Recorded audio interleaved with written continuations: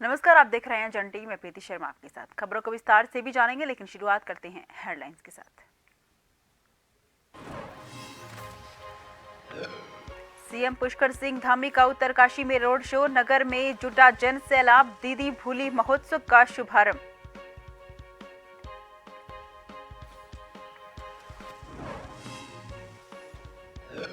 उत्तराखंड में लोकसभा चुनावों को लेकर बीजेपी तैयार, लगातार बैठकों का दौर जारी। कांग्रेस ने 5 सीटों पर क्षेत्रवार नियुक्त किए कोऑर्डिनेटर।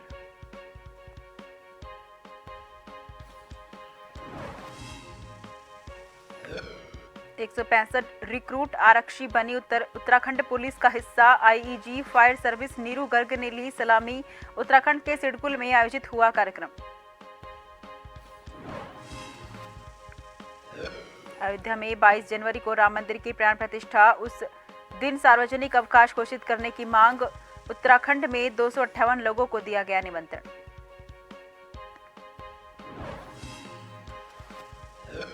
उत्तराखंड में पश्चिम विक्षोभ सक्रिय, ऊंचाई वाले क्षेत्रों में देखने को मिल सकता है बर्फ, अधिकांश इलाकों में बारिश के आसार।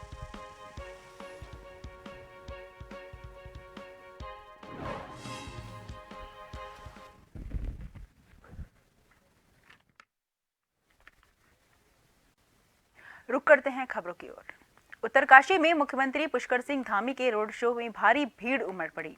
यहां पेट्रोल पंप से रोड शो की शुरुआत की गई। सीएम के स्वागत के लिए बस अड्डे पर सैकड़ों की संख्या में लोग मौजूद रहे। सीएम के रोड शो में उत्तरकाशी नगर में जन सैलाब जुटा। रोड शो में प्रभारी मंत्री प्रेमचंद अग्रवाल, गंगोत्री के विधायक सुरेश चौहान, यमुनोत्री, संजय डोभाल और पुरोला विधानसभा के विधायक दुर्गेश लाल मौजूद रहे। बड़ी संख्या में लोग यहां सीएम के स्वागत के लिए बस अड्डे पर पहुंचे। सीएम ने रोड शो के दौरान स्वागत के लिए खड़े लोगों पर फूलों की वर्षा की। महिलाओं ने स्वागत कलश यात्रा निकाली। सीएम धामी उत्तरकाशी में दीदी भूली महोत्सव का शुभारंभ किया, साथ ही विभिन्न विकास कार्यों का शिलान्यास और लोकार्पण किया।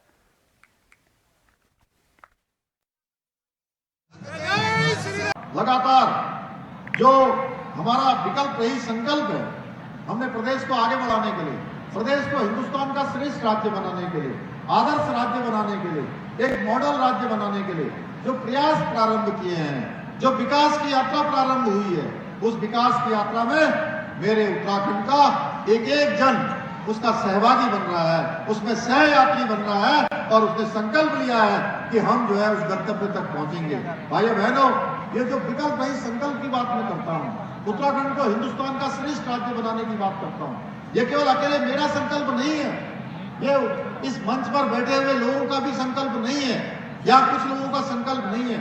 ये उत्तराखंड के हर एक माता बहन का, हर एक हमारे बुजुर्ग का, हर एक नौजवान का और भविष्य के हर एक हमारे बच्चों का, जो हमारे कर्णधार हैं, उनका संकल्प है।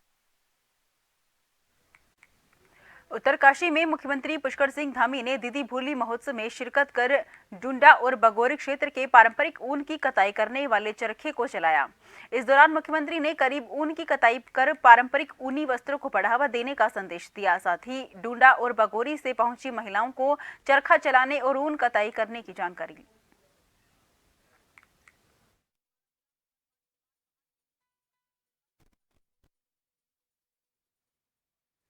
बता दें कि सीएम पुष्कर सिंह धामी उत्तरकाशी पहुंचे, जहां पर उन्होंने चरखा भी चलाया और उसके बारे में जानकारी भी हासिल की। दीदी भूली महोत्सव कार्यक्रम में उन्होंने शिरकत की, जहां पर उन्होंने चरखा चलाकर ऊन की कताई भी की।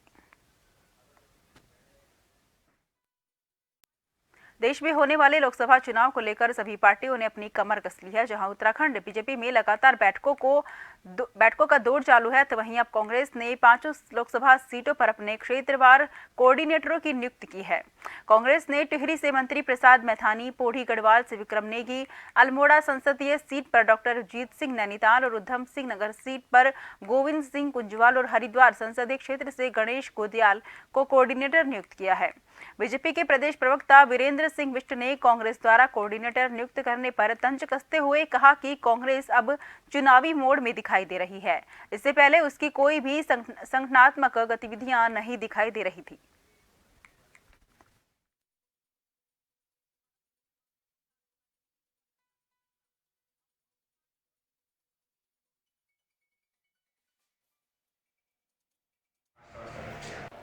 कांग्रेस अब चुनावी मोड में दिखाई दे रही है। इससे पहले कहीं भी उसका संगठनात्मक रूप से कोई गतिविधियां नहीं दिखाई दे रही थी। अब मालूम चला है कि उन्होंने लोकसभा में अपने 5 पर्यवेक्षक नियुक्त किए हैं। ठीक है, संगठनात्मक दृष्टि से ये काम सभी को करने होते हैं। कांग्रेस अब कर रही है, हम इन कामों को बहुत पूर्व में कर चुके हैं और हम ही भारतीय जनता पार्टी के कार्यकर्ता के रूप में पूरे प्रांत में जनता के बीच में लगातार सरकार की योजनाओं को पहुंचाने का काम कर रहे हैं और भारतीय जनता पार्टी इन 5 लोकसभा सीटों पर जीतने वाली है।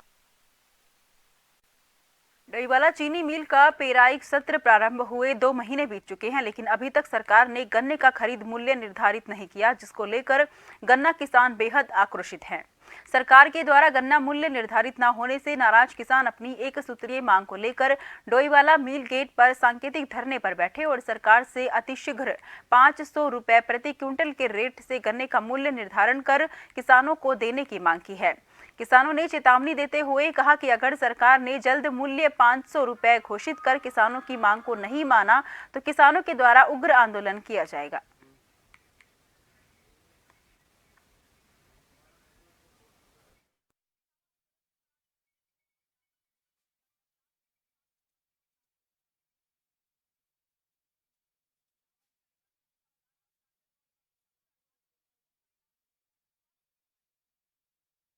से है हमारे जो कर्मचारी भाई हैं, हमारे जो अधिकारी हैं, उनसे हमारा कोई वो नहीं, वो सब फैक्ट्री को सुचारू रूप से चला रहे हैं। लेकिन जो सरकार की मंशा है वो अच्छी नहीं है और मुझे तो लगता है कि जिस तरह से ये हर साल सरकार को किसानों को बहला रहे हैं कि अभी तक उनका रेट तय नहीं किया गया, तो ये कहीं ना कहीं की मनोगति चल रही है। हम तो ये कहते हैं, हमारा तो ये है कि 500 रुपए देते, पर 500 नहीं देते तो कुछ तो बढ़ाए ना हमारे, क्योंकि दिन पर दिन जो है हमारे यहाँ पर जो है सिलाई जो है वो महंगी होती जा रही है। उसके बाद जो है हमारे जो लोकल जो गेट की सप्लाई है वो कम होती जा रही है। क्या इनके पास नापने का सूत्र है? कैसे कह रहे हैं किसान की आय डबल?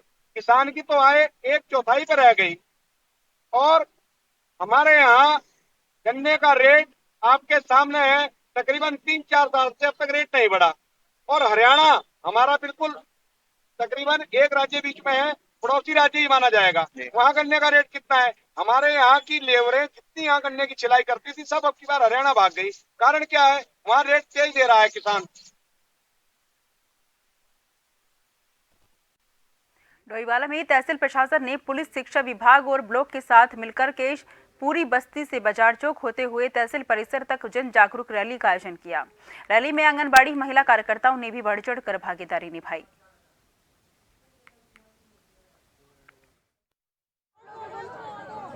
बच्चे भी हैं।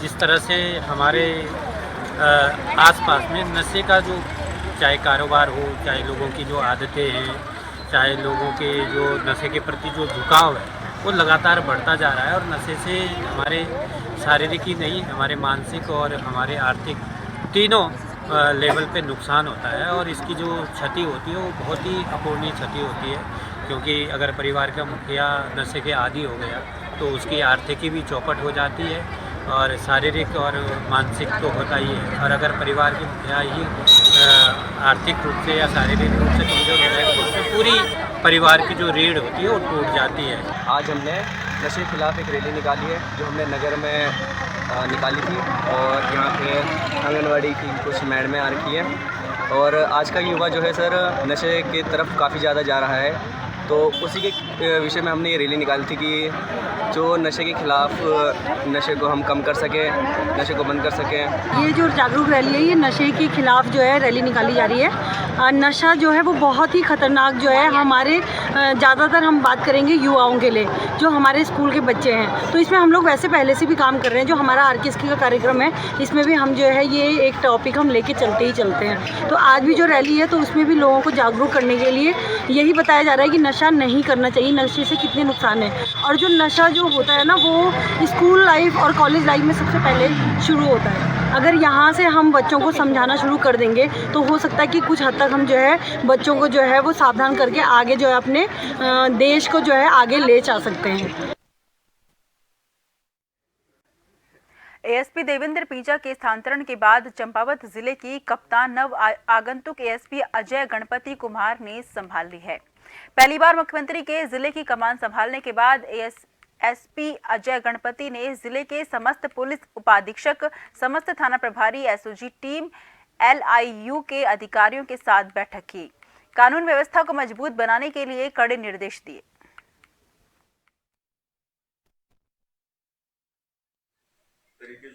मेरी यह प्राथमिकता रहेगी जिले में जो हमारे ऑनरेबल सीएम साहब का मिशन है ड्रग फ्री देवभूमि। सबसे पहले तो एनडीपीएस को लेकर हम लोग बहुत ही सीरियसली काम करेंगे और उसमें उसकी रोकथाम के हेतु और निरोधात्मक कार्रवाई को बढ़ाने के हेतु प्रयास करेंगे। दूसरी हमारी प्राथमिकता यह है कि विक्टिम ओरिएंटेड पुलिसिंग जो है उसको हम लोग प्रयास करेंगे कि वो ज्यादा से ज्यादा रहे, ताकि कोई भी व्यक्ति अपनी तहरीर लेके जो थाने पहुंच रहा है उसकी तहरीर सुनी जाए और अगर उसमें कॉग्निजेबल ऑफेंस है तो उसमें डेफिनेटली विधिवत जो भी कार्रवाई है वो पुलिस स्टेशन द्वारा की जाए।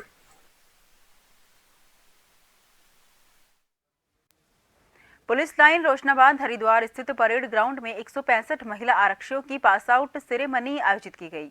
IG fire service Neeru Garg ने कार्यक्रम में मुख्य अतिथि के रूप में शिरकत की। एसपी सिटी स्वतंत्र कुमार सिंह ने आईजी नीरू गर्ग को पुष्प गुच्छ देकर स्वागत किया। कार्यक्रम की मुख्य अतिथि बनी IG fire service Neeru Garg द्वारा अपना पदभार ग्रहण करने के पश्चात परेड का निरीक्षण किया गया। महिला रिक्रूट्स की टोली ने ड्रिल का प्रदर्शन कर मंच में खड़े मुख्य अतिथि को सलामी दी।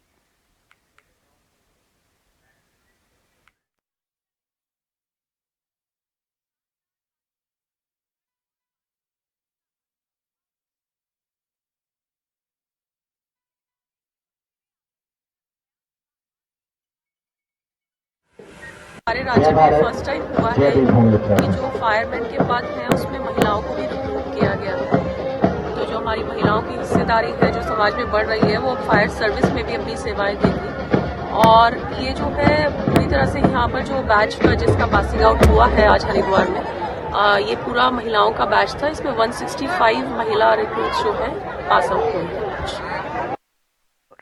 बागेश्वर के सरयू गोमती संगम पर आयोजित होने वाले उत्तरायणी मेला 2024 को लेकर जिला प्रशासन और नगर पालिका बागेश्वर की तैयारियां अंतिम चरण में हैं। बागेश्वर एसडीएम मोनिका और अधिशासी अधिकारी हयात सिंह परिहार ने आयोजन की जानकारी देते हुए बताया कि 14 जनवरी से उत्तरायणी मेला शुरू होगा। इस साल 6 स्टार नाइट्स का आयोजन किया जाएगा। मेले को भव्य आकर्षक बनाने के लिए नौकायन, हेली सेवा और नए कलाकारों को मौका दिया जाएगा।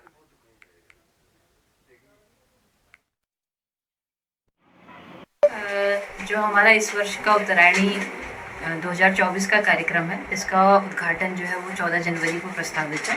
और इस वर्ष में जो मेले का ड्यूरेशन प्रस्तावित किया गया है, यहाँ की जो मीटिंग हुई थी, जो सम्मानित जनप्रतिनिधि है और आदरणीय जो जिलाधिकारी महोदय है उनकी अध्यक्षता में, तो 7 दिवस का ये ड्यूरेशन फिक्स हुआ है। 6 नाइट्स का हमारा प्रोग्राम रहेगा। तो इसमें जिलाधिकारी महोदया ने जो निर्देश हमें दिए गए थे, तो आज पूरा भ्रमण भी कर लिया गया है।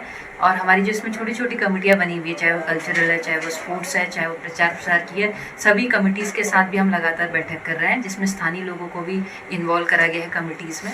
और आज यहाँ पे जो हमारा नुमाइश खेल चुकी है, मुख्य मैदान रहता है हमारी सभी प्रकार की एक्टिविटी के लिए। तो यहाँ पे तैयारियों का जायजा भी लिया गया है। तो नौकायन पिछले साल भी था, इस साल भी नौकायन है। और झूले चरखे सर्कस ये पिछले साल भी था, इस साल भी है। और हेली सेवा के लिए हमारा प्रयास भी जारी है। अगर हेली सेवा हमें मिल जाती तो हम हेली सेवा का भी वो करेंगे, कोशिश करेंगे। और एक नया जैसे कोई म्यूजिशियन अगर हमें ढंग का मिल जाए तो एक नाइट में उस हम जो है म्यूजिशियन का प्रोग्राम रखने की बात चल रही है। देवभूमि उत्तराखंड में कई देवी देवताओं का वास माना जाता है। मां धारी देवी का भी उत्तराखंड में बहुत बड़ा धार्मिक महत्व है। इस बार मां धारी देवी और भगवान श्री नागराजा देवडोली शोभा यात्रा 12 जनवरी को देहरादून के नेहरू कॉलोनी से प्रारंभ होगी। मां धारी देवी और भगवान श्री नागराजा देवडोली शोभा यात्रा विभिन्न राज्यों से होते हुए 18 तारीख को पुनः देहरादून पहुंचेगी।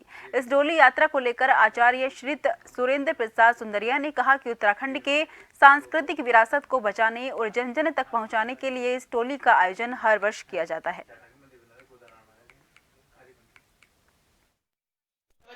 मां धारी देवी एवं भगवान श्री नागराजा देवडोली शोभा यात्रा का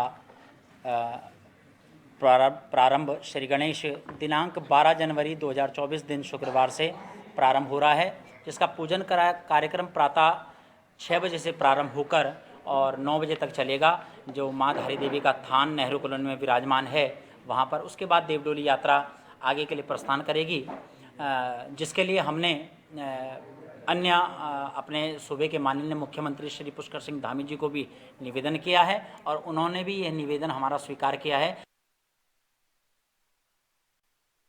प्रभु श्री रामलला प्राण प्रतिष्ठा महोत्सव के दिन सार्वजनिक अवकाश को लेकर के श्री राम प्राण प्रतिष्ठा महोत्सव समिति ने एक प्रेस वार्ता की। उत्तरांचल प्रदेश क्लब में आयोजित प्रेस वार्ता में समिति के द्वारा मुख्यमंत्री पुष्कर सिंह धामी से 22 जनवरी को सरकारी अवकाश घोषित करने की मांग की है। इस अवसर पर महोत्सव समिति के सदस्यों ने कहा कि कितने संघर्षों और बलिदानों के बाद रामलला अपने जन्म स्थान पर विराजमान हो रहे हैं। उनके भव्य आयोजनों को देखने के लिए सरकार को भी अवकाश घोषित करना चाहिए, ताकि सभी लोग प्रभु राम के प्राण प्रतिष्ठा का प्रसारण देख सके और अपने घर में हंसी खुशी से दीपावली मना सके। 22 तारीख को जैसे हमारे रामलला की प्राण प्रतिष्ठा अयोध्या धाम में, जहां उनका मूल निवास, जहां पर उनका जन्म हुआ था, वहां पर मूल जन्म स्थान पर हो रही है। हम सरकार से सिर्फ इतना निवेदन करते हैं कि 22 तारीख को एक सार्वजनिक अवकाश आप घोषित करें, ताकि सभी लोग हर्ष और उल्लास से, जिस प्रकार से दीपावली से भी बड़ा पर्व बनाने की इसकी हमारी जो कोशिश है, दीपावली से भी बड़ा पर्व बनाने की कोशिश है। कभी कोई भंडारा, कभी कोई आयोजन, कभी कोई सहभोज दीपावली पे हम लोग नहीं कर पाते हैं, लेकिन इस बार इतने सहभोज और इतने भंडारे 21 और 22 तारीख में होने जा रहे हैं, जो कभी आज तक एक रिकॉर्ड बनेगा। 22 जनवरी को अयोध्या में राम मंदिर की प्राण प्रतिष्ठा है, जिसकी तैयारियां उत्तराखंड में भी चल रही हैं। सीएम धामी ने इसको लेकर निर्देश भी दिए हैं। वहीं खुशखबरी ये है कि उत्तराखंड के 258 लोगों को न्योता दिया गया है, जिसमें बीजेपी के कई नेता भी शामिल हैं। रामलला के विराजमान होने पर दर्जाधारी राज्य मंत्री ज्योति प्रसाद गैरोला का कहना है कि 500 साल के लंबे संघर्ष और लाखों लोगों के त्याग बलिदान के साथ लाखों संतों नागरिकों के योगदान के बाद ये पल आया है, जिसका पूरे देश की जनता को इंतजार है।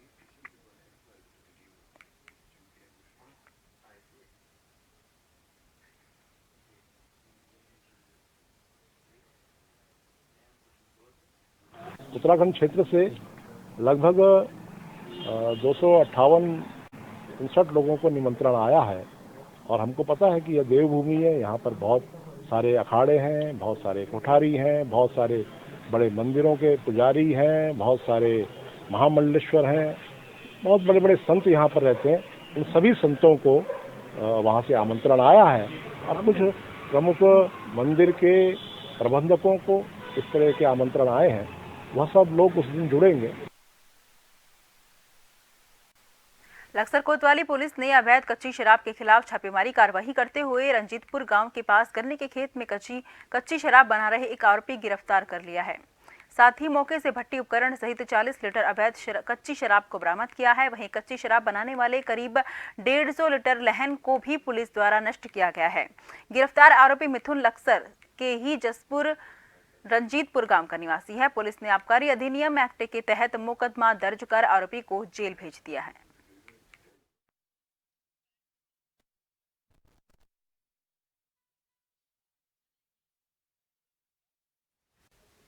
कुजौग मैकोट बेमरू मोटर मार्ग बारिश की वजह से बाधित हो गई, जिसकी सुध लेने के लिए कोई तैयार नहीं है।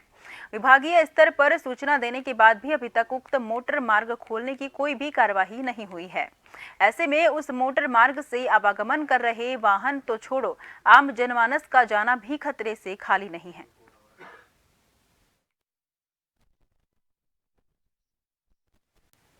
मौसम विभाग के मुताबिक उत्तर भारत में एक बार फिर से पश्चिमी विक्षोभ सक्रिय होने के आसार हैं, जिसके चलते उत्तराखंड में बारिश के साथ अधिक ऊंचाई वाले क्षेत्रों में बर्फबारी देखने को मिल सकती है। अधिक जानकारी देते हुए मौसम विभाग के निदेशक विक्रम सिंह ने कहा कि 9 जनवरी को प्रदेश के अधिकांश इलाकों में हल्की बारिश होने के आसार हैं। वहीं 3000 मीटर से ज्यादा ऊंचाई वाले क्षेत्रों में बर्फबारी देखने को मिल सकती है, जिसके चलते तापमान में भी गिरावट दर्ज होने का अनुमान है। वहीं मौसम विभाग के मुताबिक बीते कई दिनों से हरिद्वार और उधम सिंह नगर में छाए घने कोहरे से राहत मिलने की उम्मीद है। तो अभी जो फॉग आपकी जगह जो मैदानी क्षेत्रों में बनी है, कल से वो भी हट जानी चाहिए। और उसके बाद जो उत्तर पश्चिम हवाएं थोड़ा तेज़ हो रही दिख रही है, तो ऐसा लगता है कि फॉग आगे भी जो है उसकी संभावना फिर कम हो सकती है। तो वो देखेंगे थोड़ा, लेकिन अभी देखा जाए तो 1-2 दिन हम फॉग अभी आगे नहीं रखेंगे। तो ये चीज़ है।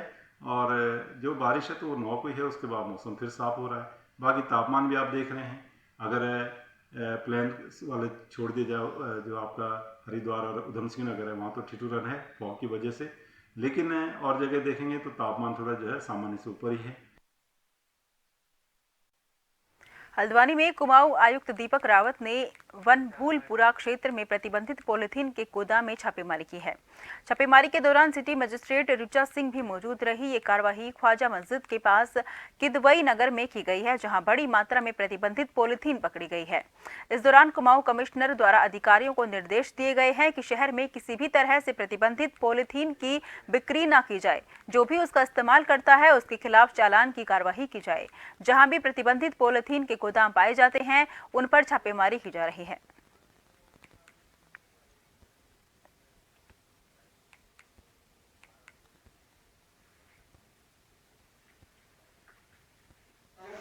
प्रतिबंधित पॉलिथीन जो है, इसमें सिंगल यूज़ प्लास्टिक है, कैरी बैग्स हैं, जिनको भारत सरकार, उत्तराखंड सरकार, ऑनरेबल हाई कोर्ट्स के अलग अलग आदेशों में एनजीटी के द्वारा इनको बैन किया गया है। और ये बताने की अब कोई आवश्यकता भी नहीं है कि क्या क्या इसके दुष्परिणाम हमारे एनवायरनमेंट पे हैं। सभी जानते हैं, बहुत समय से नगर निगम ने इसका बहुत अच्छा प्रचार प्रसार भी किया और सभी को वार्निंग्स भी दी इसको रोकें।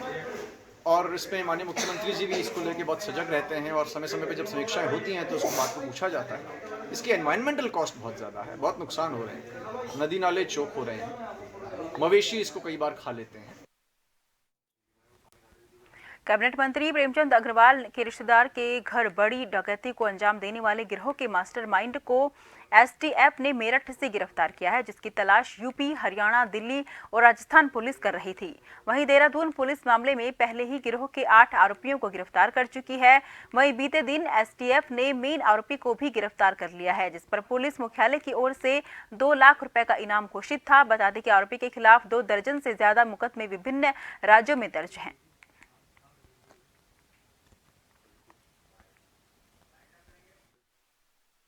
2 दर्जन से अधिक मुकदमे दर्ज हैं, जिसमें कि संगीन धाराओं में लूट के और गैंगस्टर के और अटेम्प्ट टू मर्डर के मुकदमे हैं। तो ये फ़ोन या अन्य उनका संसाधनों का प्रयोग नहीं करता था, फैमिली से भी दूर रहता था और भेष बदल कर और कुछ भी छोटा मोटा काम करता था।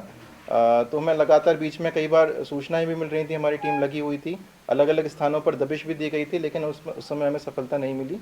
लेकिन हमारी एसटीएफ की टीम को कल देर शाम एक सफलता मिली है और हमने उसको मेरठ से गिरफ्तार किया। फिलहाल के लिए मुझे दीजिए इजाजत। देश भर की तमाम खबरों के लिए आप लगातार देखते रहिए जन टीवी, क्योंकि हम हैं जन जन की आवाज़।